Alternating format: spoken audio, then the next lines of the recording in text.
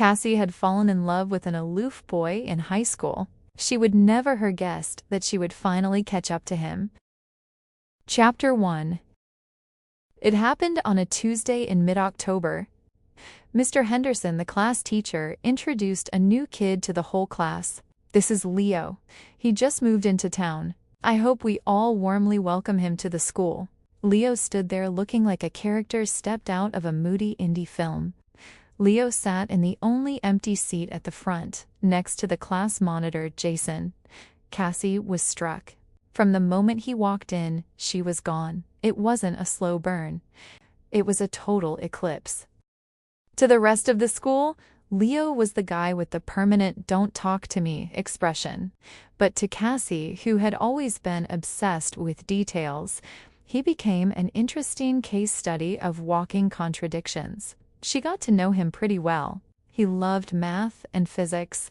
He wanted to be an engineer, and his go-to drink was always a small Coca-Cola from the cafeteria vending machine. His drink of choice only changed on cold winters. In those days, she'd watch him sneak 5 packets of sugar into his hot cocoa. Beneath that icy exterior was a boy with a secret, massive sweet tooth. It was a tiny, sugary crack in his armor that only she seemed to notice. By their final year, Cassie had become his silent shadow. If Leo stayed in the library until the janitors started mopping, Cassie stayed too. In a strange twist of fate, her devotion to him became a devotion to her future. While she watched him, she worked.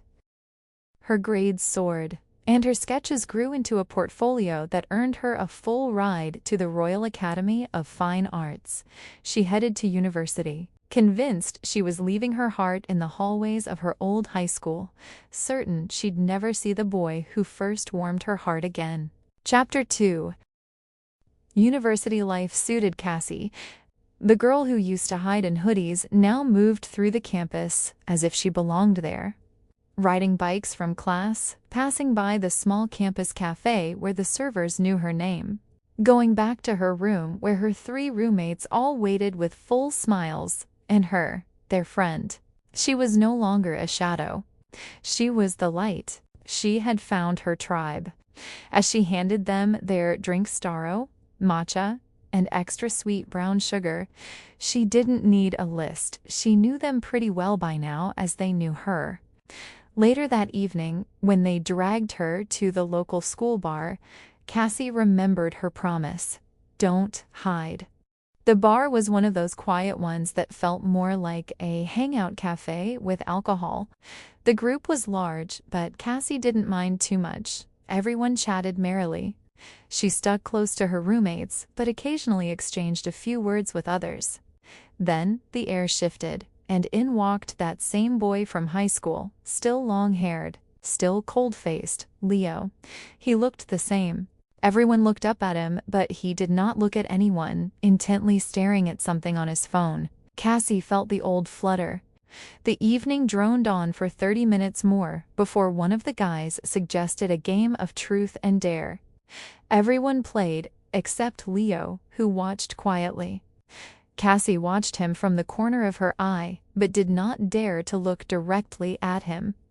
She used the art she'd mastered in high school, the ability to be perfectly aware of him without ever letting him see her look.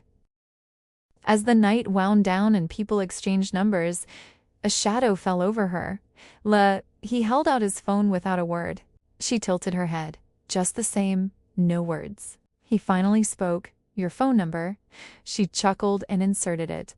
He sent her a text, and she saved his number. He got a few other numbers before everybody dispersed. Chapter 3. Back at the dorm, the adrenaline was fading. The university Cassie had been fearless, but in the silence, the high school Cassie started to whisper. Hovering over Leo's number, she debated the impossible. Should she text first? She stared at her phone for a while, caught between the urge to be seen and the safety of mystery, before she was startled by the 3 dots on the chat, before finally a message from Leo. She didn't have to decide. The choice was made for her. Leo. It's Leo. Do we know each other from somewhere? Cassie, yes. Leo, from where? Give me a hint. Cassie, nope, you're going to have to guess. I'll give you one hint.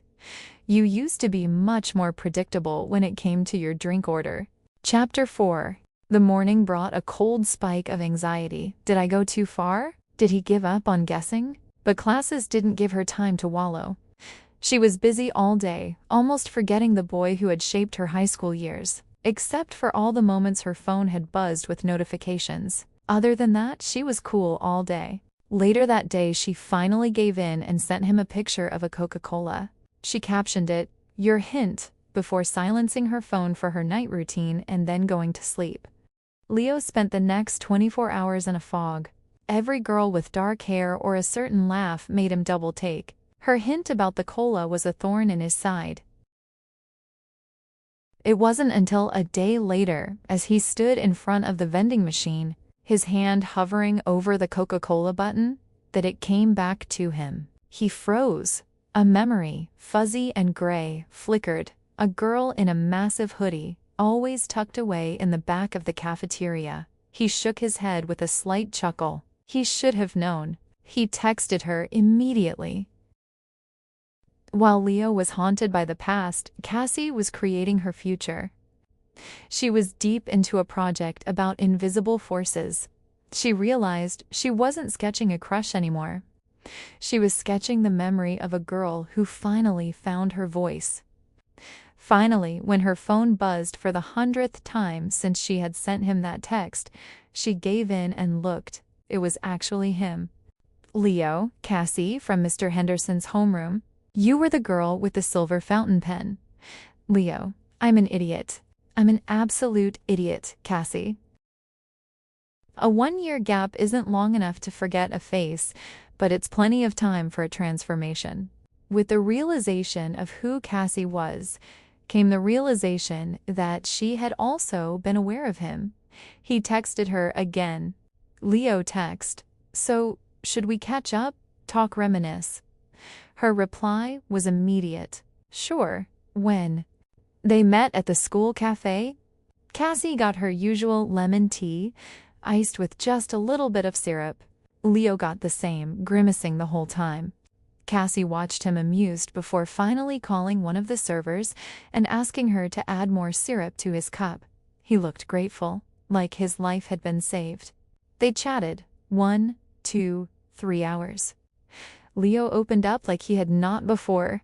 By hour 2, he was laughing so hard anyone who saw him from outside the cafe would not be able to recognize him. Chapter 5. The guessing game was over, but the conversation never stopped. What started as a few texts turned into a constant digital pulse. They traded songs, late-night thoughts, and pictures of their unfinished assignments.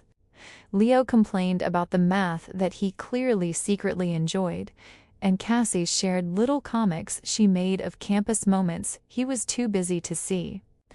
The silence of high school was being filled, one message at a time. They didn't just meet when it was convenient.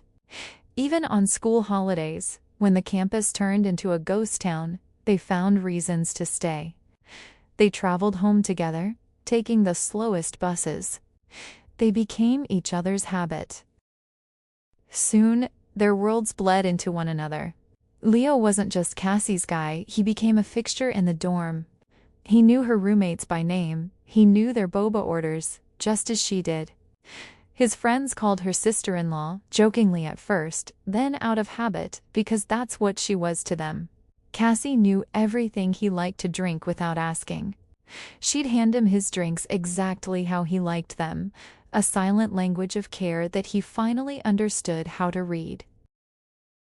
It wasn't a grand gesture that changed everything. It was a quiet Tuesday. They had stayed at the cafe talking until evening.